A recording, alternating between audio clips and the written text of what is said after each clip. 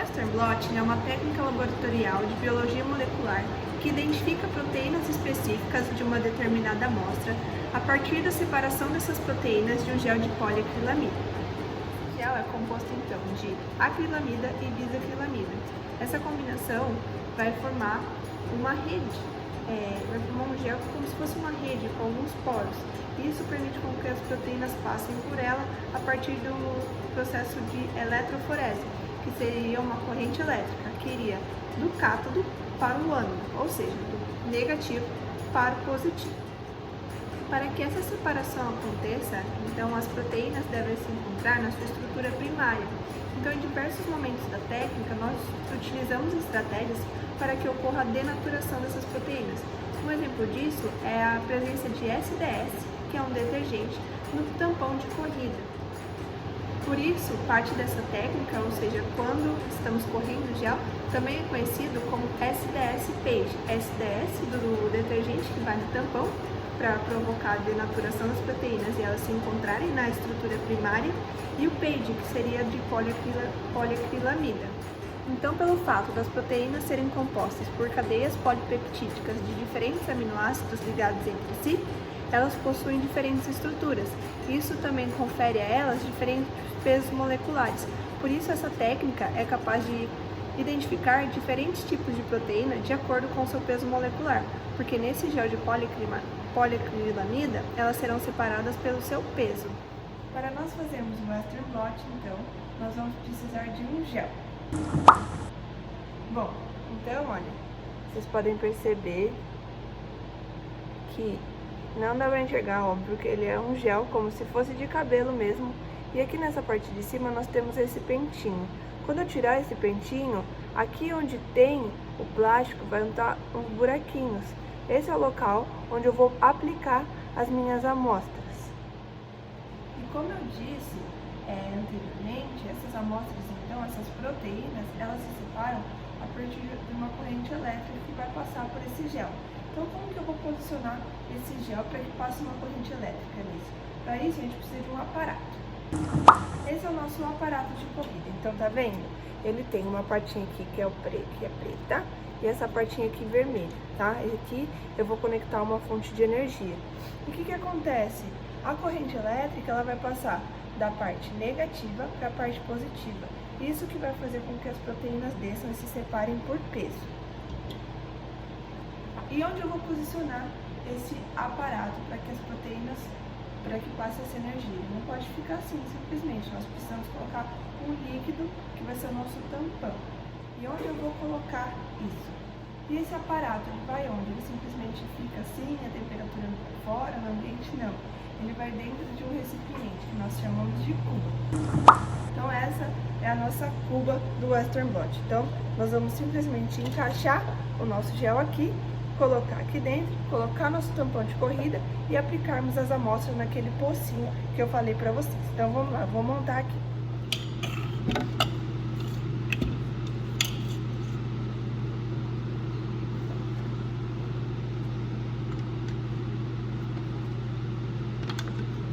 Então, coloco aqui o aparato, fecho. Tenho que garantir tá vendo a marquinha preta aqui? Então, a parte preta também vai ficar onde está a marquinha preta. Porque depois a corrente negativa sempre vai passar desse lado para esse, quando eu colocar a tampa. Lembra que eu disse que eu tenho que colocar um tampão? Esse é um tampão de corrida. Então, o tampão de corrida eu coloco aqui.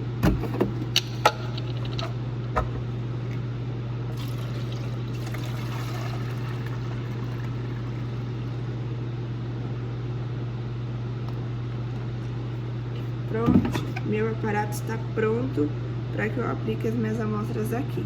Eu só preciso tirar aqueles pentinhos que eu tá no gel para que façam os buraquinhos para eu colocar as amostras. Então, como eu disse lá no começo do nosso vídeo, as amostras que nós vamos utilizar já são um isolado de proteínas. Tá aqui, aqui só tem proteína. E eu coloquei um corante, esse corante azul. E ele serve para que nós simplesmente conseguimos enxergar as amostras quando nós colocarmos ela no gel. Senão a gente não vai garantir se pipetou ou não, se foi todo líquido ou não, uma vez que o extrato de proteína ele é transparente. E antes de colocar no gel essas amostras, nós precisamos aquecê-las. Aqui no protocolo do meu laboratório, nós aquecemos essas amostras a 95 graus por 5 minutos. Então aqui esse aparato ele já está aquecendo a 95 graus. Eu vou colocar as minhas amostras aqui e vou esperar 5 minutos até elas aquecerem. E por que motivo eu esquento as minhas amostras, eu fervo as minhas amostras? Para eu denaturar as minhas proteínas. Além de ferver, naquele tampão azul que eu mostrei para vocês, eu coloco uma substância chamada DTT, que também é capaz de quebrar as pontes de sulfeto das proteínas para que elas se denaturem. Porque lembrem, as proteínas em geral, para elas exercerem a sua função, elas se encontram na sua estrutura terciária ou quaternária. Para que nós possamos visualizar ela durante o processo de Western blot, ela precisa estar na sua forma primária. Por isso, nós passamos pelo processo de naturação, seja com algum componente químico ou através do processo de calor, para que a proteína passe da sua forma inovelada, fique alinhada e ela possa descer de forma linear durante a corrida do gel e separar, fazer essa separação por peso. Eu não sei se vocês conseguem enxergar pequenas marquinhas aqui, ó, são os pocinhos. Quando eu colocar a amostra, a gente vai conseguir enxergar melhor. Aqui, ó, dá pra ver. Estão vendo os buraquinhos? Então, agora que as minhas amostras já estão aquecidas, eu vou aplicá-las aqui no gel. Então, eu vou pipetar uma quantidade fixa para todas as amostras, aqui no caso de 14 microlitros.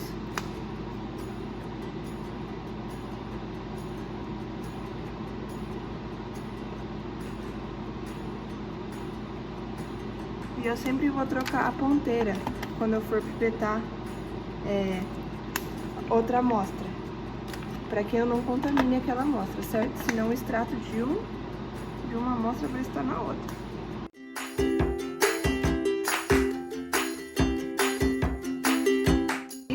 Já dá para vocês verem as amostras aqui nos pocinhos, né?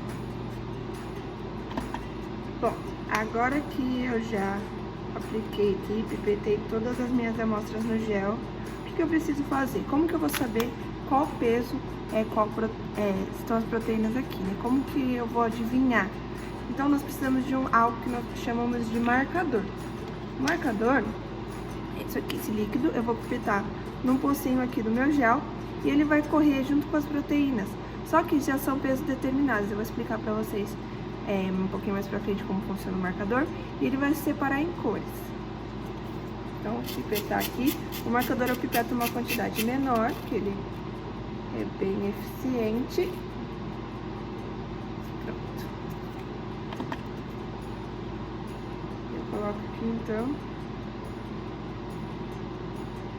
o marcador do lado das minhas amostras. E coloco meu gel para correr. Como que eu coloco meu gel para correr? Então, vou mostrar para vocês. Então, coloco a minha cuba aqui. Coloco a tampa na minha cuba. Então, eu tenho que garantir que eu coloquei o preto no preto e o vermelho no vermelho. Essa cuba não permite que eu coloque errado, tá? Porque senão não encaixa por causa desse pirinho aqui. Então, eu encaixei, venho aqui e preparo. Eu vou deixar correndo a 40 volts no começo.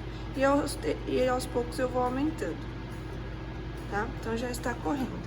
Aqui, vão sair, aqui é bem, não é tão nítido, porque está com uma voltagem muito baixa. Mas vão saindo umas bolinhas que é a corrente de ar passando.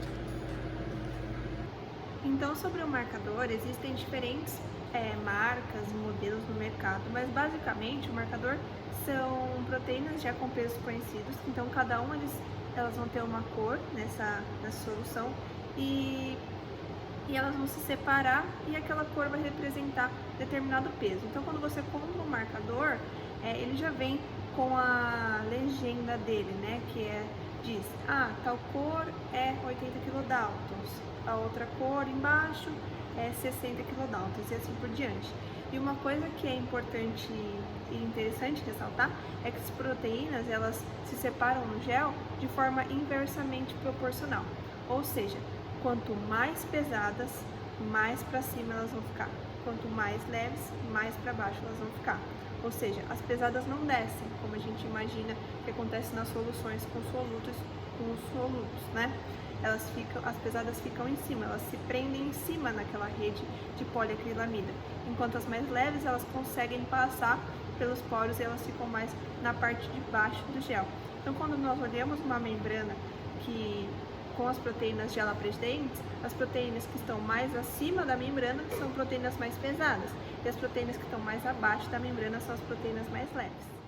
Então, passado algumas horas, o meu gel correu aqui. E se vocês prestarem bastante atenção, é possível ver algumas marquinhas, uma azul, uma vermelha. E isso aqui é o marcador que se separou, tá? Então, as minhas proteínas correram e elas estão em diversas alturas diferentes. Por exemplo, essa marquinha vermelha, eu sei que esse marcador dessa marca que eu utilizo, ela é a altura de 80 kilodaltons. Então, todas as proteínas que têm 80 kilodaltons vão estar mais ou menos nessa linha. Só que eu não posso usar o gel dessa forma, então eu vou fazer o processo de transferência. Na técnica de Western blot, nós não conseguimos visualizar e fazer análise das proteínas no gel. Para isso, então, nós precisamos passar aquelas proteínas que se encontram no gel, separadas pelo seu peso molecular, para uma membrana. Essa membrana é uma membrana de nitrocelulose e esse processo ocorre da seguinte maneira. Para a transferência, nós fazemos um sanduíche nesse aparato preto e vermelho com uma esponjinha e um papel filtro. Em seguida, nós pegamos o gel e vamos retirar o vidro de cima desse gel e tirar a parte onde pipetamos as amostras, para ficar com a parte que apenas tem as proteínas que correram nesse gel. Então, aqui, se vocês conseguem enxergar o marcador, colocar esse papel filtro atrás que fica melhor. E aqui vocês conseguem enxergar alguns marcadores da corrida do gel que se separaram. Eu vou passar o gel para o meu papel filtro, com cuidado para não quebrar o gel, porque ele é bem sensível, bem fininho. Pronto. Aí eu tiro as bolhas de ar que ficam entre o papel filtro e o gel, para garantir que a corrente passe de forma uniforme, a corrente elétrica passe de forma uniforme.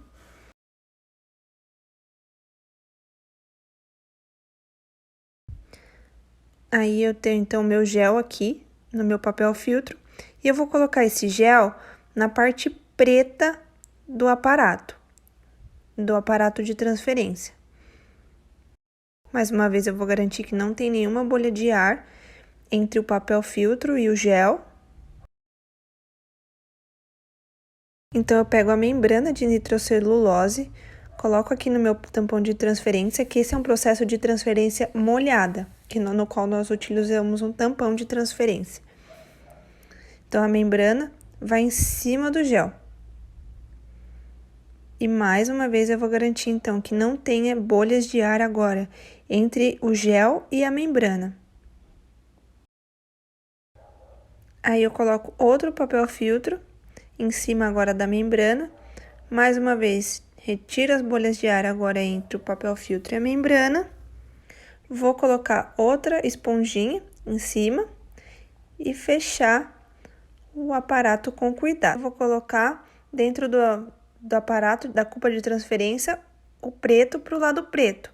Isso é muito importante, para que o gel passe, as proteínas passem do gel para a membrana, porque se eu colocar ao contrário, as proteínas vão passar do gel para o papel.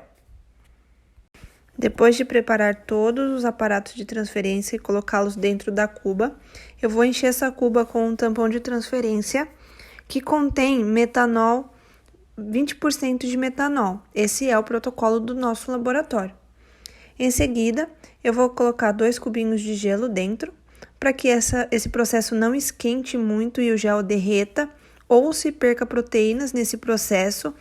Uma vez que passa a corrente elétrica, ocorre um processo de aquecimento desse tampão.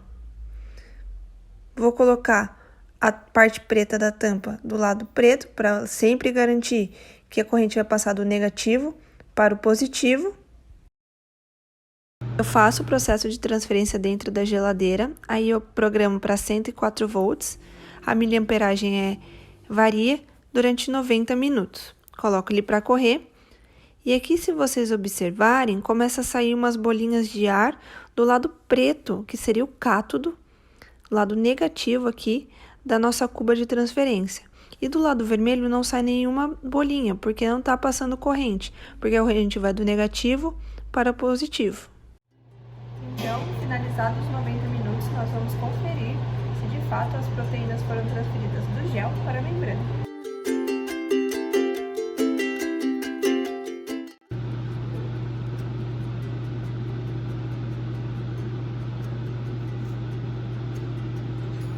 Então, o meu gel, que antes estava na parte preta, né, ficou aqui em cima da membrana. Vou tirar ele. É possível ver que as proteínas foram transferidas para a membrana. Jogo água destilada e confiro se de fato as proteínas estão aqui.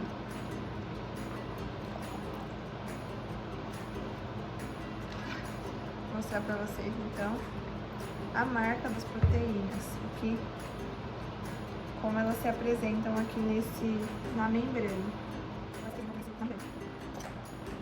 Então, essas manchinhas são as proteínas. Eu vou deixar uma foto melhor do Ponsô para vocês verem.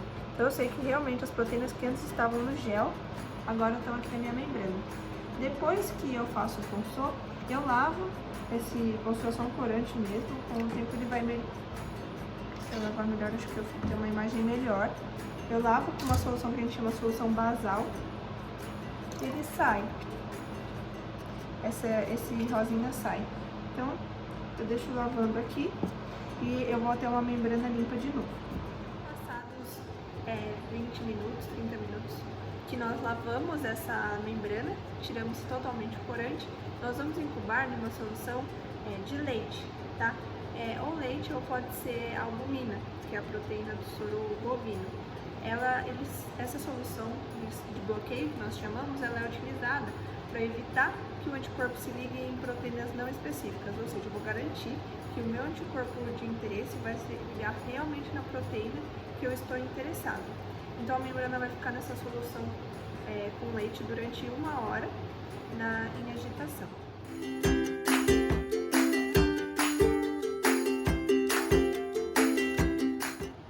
Então, vamos lá. Como que funciona esse processo para reconhecer a proteína específica que eu quero? Como que o anticorpo faz isso? Então, lá na minha amostra, aqui vamos trabalhar com a amostra de músculo esquelético, que foi o que eu utilizei lá no nosso ensaio. Ela vai ter diversos tipos de proteína. Então, lá vai ter beta-quitina, vai ter miosina, demais. Essa proteína estrutural. GPDH é uma proteína da estrutura da célula. Vai ter nessa amostra de músculo esquelético uma proteína, um sensor energético, que é a NPK. Certo? Então tem diversos tipos de proteína lá.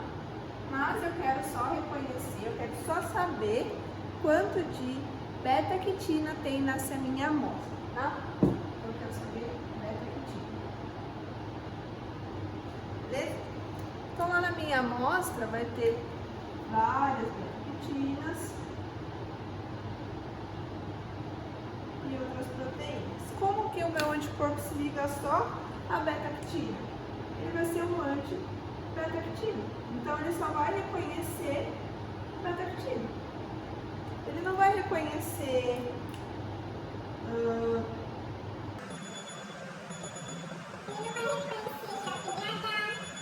Então, como eu ia dizendo antes de ser interrompida pelo meu experimento, o anticorpo só vai reconhecer a beta-quitina, né? Ele não vai reconhecer outras proteínas, né? Ele não vai reconhecer o GAPDH, ele não vai reconhecer a miosina, tá?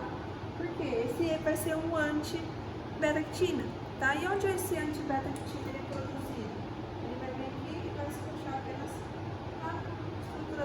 beta-actina, tá? Ele não consegue, aqui ó, se encaixar no GAPDH, por exemplo. Então esse anticorpo vem e se encaixa na beta-actina.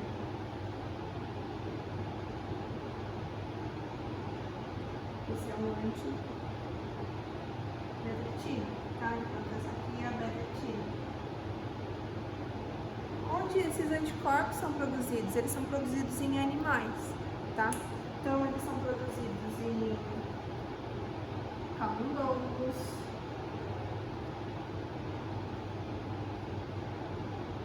eles são produzidos em ratos, em coelhos, cabras. Existem algumas outras espécies, mas essas são as mais conhecidas, tá? Uma vez reconhecido então o meu anticorpo primário, eu consigo, a minha proteína de interesse com o meu anticorpo primário, eu consigo visualizar isso? Ainda não, tá? Eu vou precisar incubar na membrana um anticorpo secundário posteriormente. Quanto tempo demora essa ligação primária para acontecer do meu anticorpo com a minha proteína? Depende. Se eu fizer dentro da geladeira a 4 graus, isso vai demorar aproximadamente 12 horas, a gente sempre deixa de um dia para o outro, tá? Devido à temperatura. Se eu fizer isso à temperatura ambiente, que é mais quentinho, isso pode demorar cerca de 4 horas. Eu vou fazer dentro da geladeira, né? E vou deixar de um dia para o outro. Então, como eu disse, isso aqui foi o meu processo primário, com o meu anticorpo primário, né? Que foi o que a gente acabou de fazer.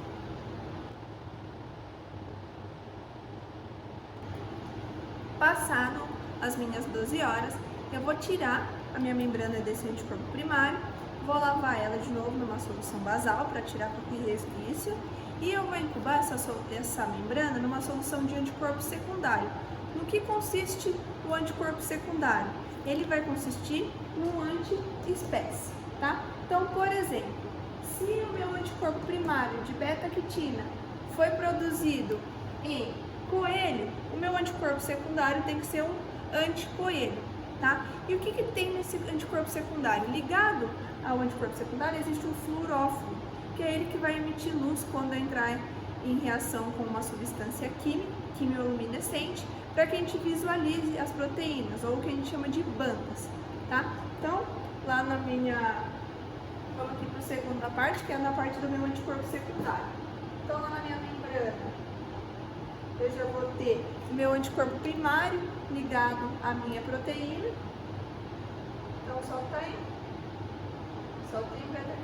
anticorpo ligado à beta-quitina aqui, tá? As outras proteínas estão presentes, mas não tem ligação de anticorpo. E a minha etapa, então, do meu anticorpo secundário.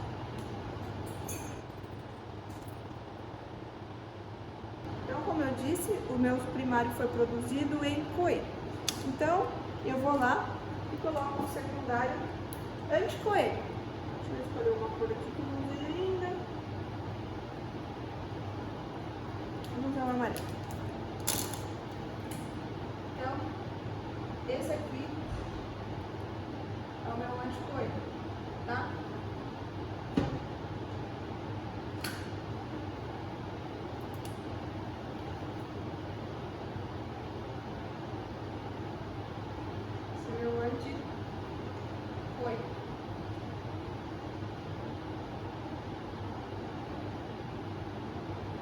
Como eu disse, ligado a ele existe um fluoróforo. Então esse é o meu fluoróforo, tá? Então ele vai lá e vai reconhecer só onde tem uma proteína de coelho. Então por isso eu preciso do meu anticorpo secundário, para que eu consiga visualizar devido à presença do fluoróforo.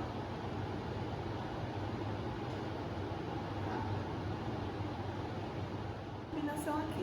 E quanto tempo então vai ficar o meu anticorpo secundário? Cerca de 1 hora, 1h30, depende do protocolo do laboratório, tá? Então aqui no meu laboratório a gente deixa 60 minutos na temperatura ambiente mesmo. Então, passado esse tempo, lá na minha membrana vai ter toda essa ligação. Aqui, é a etapa de revelação.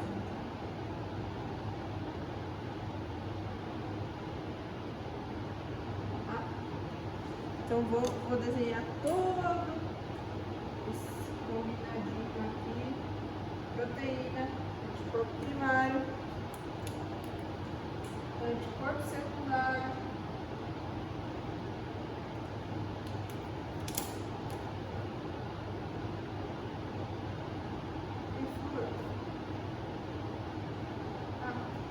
quando eu colocar uma solução quimioluminescente, que nós conhecemos como ECL, tá? Ou luminol, ele vai, o ECL, ou luminol, ele vai se ligar aqui e vai fazer com que isso emita luz, tá? E é como revelar uma foto, como fazer um raio-x, por exemplo. E essa luz, ela é como se queimasse, né? Queimasse e emitisse aquelas bandas. Por isso que nós vemos aquelas manchinhas pretas, assim, ó, nos artigos. Nós chamamos de bandas. Isso é como nós visualizamos as proteínas.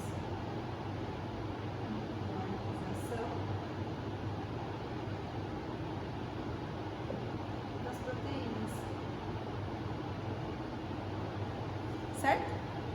Então, como por exemplo, eu consigo dizer se tem mais ou menos, se a minha intervenção, se o meu exercício físico, meu alimento, a minha droga que eu utilizei lá naquele experimento, ela aumentou ou diminuiu a quantidade daquela proteína. Vai ser pela força com que essas bandas vão estar presentes na imagem. Então, por exemplo, se eu tiver assim, ó, mais forte aqui e mais fraquinho aqui, isso quer dizer o quê? Que essa intervenção aqui diminuiu a quantidade dessa determinada proteína, tá? Ou então, se aqui tivesse mais fraquinho e aqui mais forte, aqui fosse a intervenção. Essa intervenção aumentou a quantidade. Então, para finalizar, eu já deixei na minha solução de anticorpo secundário por 1 hora, já lavei ela, a minha membrana, e agora eu vou colocar aqui o meu luminol, que é feito dessas duas substâncias aqui, na minha membrana.